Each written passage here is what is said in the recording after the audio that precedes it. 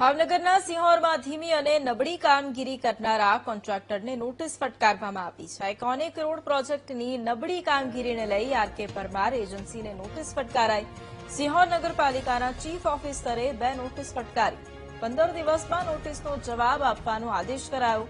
15 દિવસમાં યોગ્ય જવાબ ન આપવા પર વધુ કાર્યવાહી કરવાની ચીમકી ઉચ્ચારી છે। નગરપાલિકાએ આરકે પરમાર એજન્સીને 51 કરોડનો કોન્ટ્રાક્ટ આપ્યો છે। કોન્ટ્રાક્ટરે કામ યોગ્ય અને સમય મર્યાદામાં ન કર્યું હોવાનો આરોપ લાગ્યો છે। ભાવનગર રાજકોટ હાઈવે ઉપર ડિવાઈડરની કામગીરી 200 જેટલા વૃક્ષ વાવવા, તદુપરાંત બાકડા મૂકવા, ડસ્ટબિનો મૂકવી, એલઈડી સ્ક્રીનો મૂકવી, 2 ગેટ બનાવવા વગેરે જેવી કામગીરીનો સમાવેશ થતો હતો। પરંતુ આ જે એજન્સી દ્વારા જે કામગીરીની મુદત પૂરી થઈ એના પણ 4 મહિના જેટલો સમય વીતી ગયો હોય અને હજુ સુધી 50% જેટલી પણ કામગીરી પૂરી ન થઈ હોય અને જે કામગીરી થઈ એ નબળી ગુણવત્તાની થઈ હોવાની અવારનવાર લોકોમાં ફરિયાદ આવતા અમો દ્વારા પણ ચીફ ઓફિસર શ્રી સાહેબને લેખિતમાં ફરિયાદ કરેલ છે। જેના અનુસંધાને અમને જાણવા મળેલ છે કે અમને એજન્સીને 2 નોટિસ આપેલ છે અને 15 દિવસમાં એનો સમયગાળો આપેલ છે। જો નિયત સમય મર્યાદામાં યોગ્ય કામગીરી નહીં થાય તો પછી અમારે શિહોર શહેર કોંગ્રેસ સમિતિ અને શિહોરના લોકો દ્વારા આ મુદ્દે રસ્તા રોકો આંદોલન કરવાની ફરજ પડશે।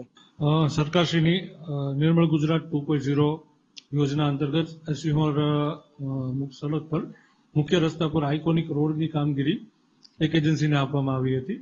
ટોટલ 65 લાખ રૂપિયાનું આ કામ છે અને એની અંદર ડિવાઈડર બનાવવા, એને રંગરોગાન, એનું વૃક્ષારોપણ કરવું, એનું બ્યુટિફિકેશન, વિવિધ સ્ટેચ્યુ બનાવવા અને એના ગેટ બનાવવા એવા પ્રકારની કામગીરી છે। અમારા આવ્યા પછી અમારા ધ્યાને આવ્યું છે અને ખાસ તો અમારા વિરોધ પક્ષના નેતાએ વારંવાર આ બાબતે રજૂઆત પણ કરેલી હતી। એ ધ્યાને લઈ અને અભ્યાસ કરતા આ કામગીરી ખૂબ ધીમી અને નબળા પ્રકારની હોવાનું પ્રાથમિક રીતે જણાતા અમારા દ્વારા એજન્સીને કુલ 2 વખત નોટિસ ફટકારવામાં આવી છે।